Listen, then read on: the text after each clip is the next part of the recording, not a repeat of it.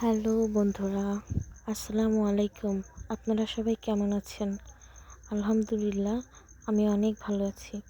তো আজকে আমি একটি রেসিপি নিয়ে চলে আসলাম। রেসিপিটি হচ্ছে ছুরি চেলা মাছ, শুটকি। আমাদের এদিকেই ছুরি চেলাই বলে থাকে। এই মাছগুলো শুটকি রান্না করলেও অনেক মজা লাগে। তো আমরা ছুরি চেলা মাছ আনলাম, এনে মাছটিকে সুন্দর মতন কেটে কুটে সুন্দর করে রান্না করব। তো আমি মাছগুলো এখন সুন্দর করে কেটে নেব। মাথা কেটে মাছের পাশে একটু যে পাখনাগুলো থাকে সেই পাখনাগুলো আমি সুন্দর মতো সাইজ করে কেটে নেব। মাছের গায়ে দেখতে পাচ্ছেন আপনারা একটু চুন হয়ে রয়েছে। তো সেই চুনের কারণে আমার হাতেও সাদা সাদা হয়ে যাচ্ছিল।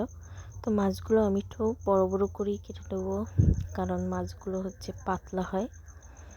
এই যে দেখুন, মাছগুলো আমি কেটে নিয়েছি। সব মাছ একে একে কেটে নেওয়ার পরে এই যে দেখুন কতটুকু সাইজ করে আমি মাছটুকু কেটে নিয়েছি। তো পেঁয়াজ রসুনও আমি আগে থেকেই ছুলে রেখেছিলাম। এই যে পেঁয়াজ রসুন, সাধারণত শুটকি মাছে একটু রসুন বেশি হলে ভালো লাগে। তো আমি এখন পেঁয়াজ মরিচগুলো কুটে নিয়েছি। এবার আমি একটু বেগুন দিয়েই এই মাছটিকে রান্না করব। বেগুন দিলে অনেক মজা লাগে মাছটিতে, একটু সুন্দর মতন রান্নাটার ভিতরে একটু আঠালো আঠালো ভাব থাকে। বেগুন দিয়ে মেখে খেলেই ভালো লাগে, কারণ শুটকিতে বেশি ঝোল রাখতে হয় না। তাই বেগুনগুলো দিয়েই মেখে খেয়ে নেব আমরা। তো এই যে দেখুন, একে একে আমি বেগুনগুলো কেটে নিচ্ছি। বেগুনগুলো কিভাবে কেটে নিয়েছি আপনারা দেখতেই পাচ্ছেন। ছোট ছোট টুকরো করে কেটে নিচ্ছি, যাতে বেগুনগুলো তাড়াতাড়ি সিদ্ধ হয় এবং খেতেও মজা লাগে। আপনারা বাসায় ট্রাই করে দেখবেন, অনেক ভালো লাগবে। তো এই যে বেগুনগুলো কেটে নিলাম। এবার আমি চলে আসলাম বাটাবাটি করার জন্য। আমি জিরা, এলাচ আর ফল নিয়েছি। তার ভিতরে দুটো লবঙ্গ, দুটো গোলমরিচ নিয়ে বেটে নেব। এতে করে শুটকির গন্ধটা দূর হয়ে যাবে। এবং যারা শুটকি পছন্দ করেন তারা সবসময় এভাবেই রান্না করবেন, দেখবেন শুটকিটা খেতে অনেক ভালো লাগবে। এরপর আমি পেঁয়াজ রসুন সুন্দর করে বেটে নেব। পাটায় বাটা যে কোনো মশলাই মজা লাগে, দ্বিগুণ মজা লাগে। পাটায় বেটে খেয়ে দেখবেন, অনেক ভালো লাগে। এই যে দেখুন, বেটে নিচ্ছি মিহি করে। একে একে মশলাগুলো বেটে নিলে মশলা বাটাবাটি হয়ে গেলেই আর কোনো কাজই থাকে না রান্না করতে, শুধু কড়াইতে দিব আর রান্না হয়ে যাবে। এই যে দেখুন, সুন্দর করে বেটে নিলাম। এবার মাছগুলো আমি একটু সিদ্ধ করতে দেব পানিতে। চুলায় বসিয়ে দিলাম মাছের পানি দিয়ে সুন্দর করে সিদ্ধ করে নেব। এই যে দিলাম যে মাছটা, এর আগে আমি গরম করে দিয়ে 3 থেকে 4 বার ধুয়ে নিয়েছি। তারপর আবার পানিতে দিয়ে সুন্দর করে আমি মাছগুলো সিদ্ধ করে নেব।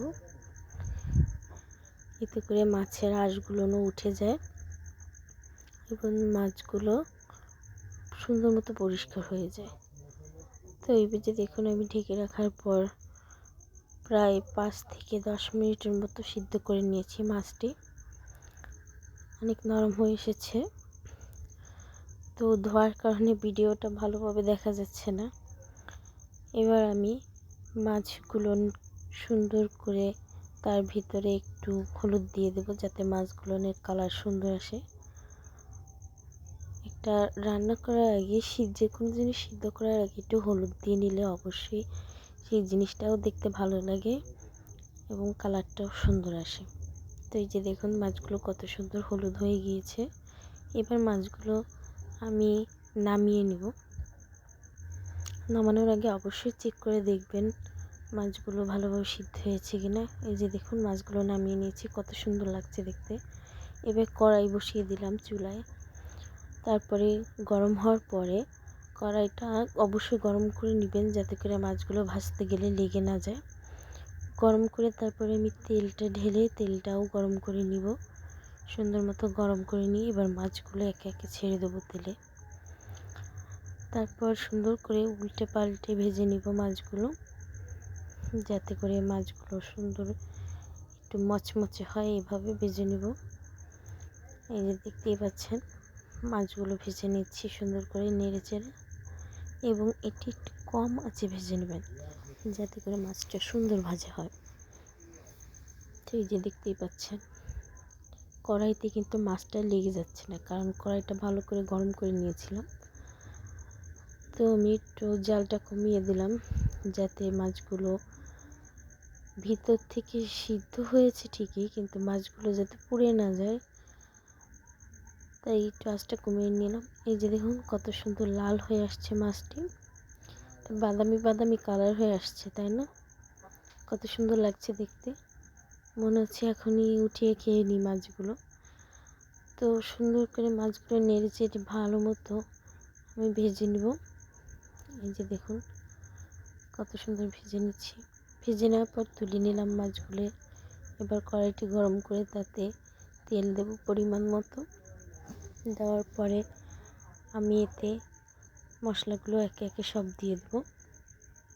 এই যে দেখুন প্রথমেই আমি দিয়ে দিচ্ছি রসুন এবং পেঁয়াজ বেটে রেখেছিলাম যেটা, সেটা দিয়ে দিলাম। দেওয়ার পরে সুন্দর করে নাড়াচাড়া করতে হবে। এই যে দেখুন পেঁয়াজ আর রসুনটা সুন্দর মতো ভাজা হলে তেলের উপর তরকারির ভিতর থেকে কোনো রকম পেঁয়াজ রসুনের গন্ধ হয় না। এই যে দেখুন কত সুন্দর নেড়ে চেড়ে নিচ্ছি পেঁয়াজটা। সবসময় মনে রাখতে হবে শুটকি রান্না করতে গেলে একটু রসুনের পরিমাণটা বেশি দিতে হবে। এই যে দেখুন আমি লাল করে নিয়েছি, তার ভিতর দুটো তেজপাতা মাঝখান থেকে চিড়ে দিয়ে দিলাম। তেজপাতাটাও ভালোভাবে ভেজে নিতে হবে যাতে ঘ্রাণটা বের হয়। তেজপাতা দিলে তরকারিটার আরও সুন্দর ঘ্রাণ আসবে। এই যে দেখুন একদম তেল ছেড়ে দিয়েছে, পেঁয়াজটুকুর একদম বাদামি রং হয়ে আসছে। বাদামি রং হয়ে আসার পরে আপনাদের আরও কাজ রয়েছে। এই যে দেখুন সুন্দর করে ভেজে নিয়েছি, পুরো তেলটা ছেড়ে দিয়েছে। এবার কিছুটা পানি দিয়ে নেব, নিয়ে আমি হলুদ আর মরিচ দিয়ে সুন্দর মতো এটাকে কষিয়ে নেব। আমি বরাবরই একটু মরিচটা বেশি খাই, আমার ঝাল অনেক পছন্দ। শুটকির ক্ষেত্রে আরও ভালো লাগে, একটু ঝাল ঝাল করে রান্না করলে আরও ভালো লাগবে। তো এই যে দেখুন আমি মরিচ দিয়ে দিচ্ছি পরিমাণ মতো। আপনারা কম বেশ করে নিতে পারেন, কারণ সবাই তো আর ঝাল পছন্দ করে না। আমার ঝাল অনেক পছন্দ, তাই আমি একটু মরিচ বেশি দিয়ে দিলাম। এবার সুন্দর করে কষে নেব। এই যে দেখুন কষানোর পর তেলটি ছেড়ে দিয়েছে, ভালো মতো কষিয়ে নিলাম এবং লবণ দিয়ে দিলাম। লবণ দেওয়ার পরে আর কিছুক্ষণ নাড়াচাড়া করে তেলটা ছেড়ে দেবে পুরো। এই যে দেখুন তারপর দিয়ে দিলাম আমি জিরা আর গরম মশলা বাটা, যেটা বেটে রেখেছিলাম। জিরা গরম মশলা কিছুটা দিয়েছি আর কিছুটা রেখেছি পরে দেওয়ার জন্য। রান্না করার আগে আগে জিরা গরম মশলাটা দিলে আরও ভালো লাগে, আর রান্না করার পরে উঠানোর আগে জিরা গরম মশলাটা দিলে একটু ঘ্রাণ আসে। তো এই যে দেখুন আমি দিয়ে একটু ভালোভাবে কষিয়ে নিচ্ছি। বারবার নাড়াচাড়া করতে হবে যাতে নিচে লেগে না যায়, লেগে গেলে মশলাটা ভালো লাগবে না। তো এই যে দেখুন তেল ছেড়ে দিয়ে কালারটা কত সুন্দর আসছে। এবার বেগুন দিয়ে দিলাম, বেগুনটা সুন্দর মতো কষিয়ে নেব। বেগুনটা দিয়ে নাড়াচাড়া করার পর দেখুন বেগুনটার কালার কত সুন্দর আসছে। তো মরিচটা বেটে দিলে আরও ভালো হতো, মরিচটা বাটার সময় পাইনি, এদিকে অনেকটা লেট হয়ে গিয়েছিল আমার রান্না করতে, তাই আমি মরিচটা বেটে আর দিতে পারিনি। ঢাকনা দিয়ে ঢেকে কিছুক্ষণ আমি কষিয়ে নিলাম। এই যে দেখুন ঢাকনা তোলার পর কত সুন্দর বেগুনটা নরম হয়ে আসছে। নরম হওয়ার পরে আমি এর ভিতরে একটু মাছগুলো দিয়ে সুন্দর করে কষিয়ে নেব। মাছটা দিয়ে সুন্দর করে কষিয়ে নিতে হবে আস্তে আস্তে, যাতে করে বেগুনটা পুরোপুরি ভেঙে না যায়। ভেঙে গেলে অতটা ভালো লাগে না। তো এই যে দেখুন, আমি মাছটা সুন্দর করে কষিয়ে নিচ্ছি। কষানোর সময় মনে হচ্ছে তেল কম কম, কিন্তু না, যখন আপনি পানি দিবেন তখন তেলটা উপরে চলে আসবে। যে দেখুন কত সুন্দর করে নেড়ে চেড়ে দিচ্ছি, এখনই দেখতে কতটা সুন্দর লাগছে দেখতে।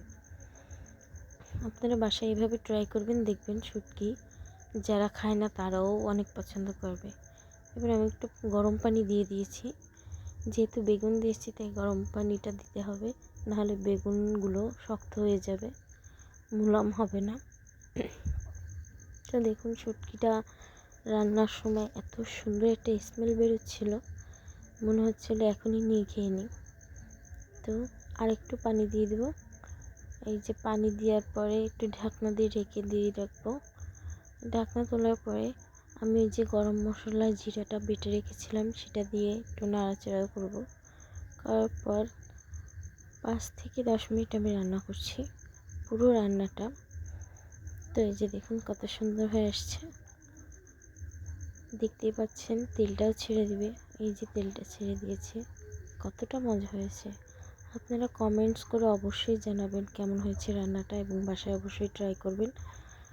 আর কোথাও কোনো ভুল ত্রুটি হলে ক্ষমা দৃষ্টিতে দেখবেন। এই যে দেখুন কতটা সুন্দর লাগছে রান্নার পরে। আর অবশ্যই লাইক সাবস্ক্রাইব করবেন এবং নতুন নতুন ভিডিও পেতে কমেন্ট করুন। আসসালামু আলাইকুম।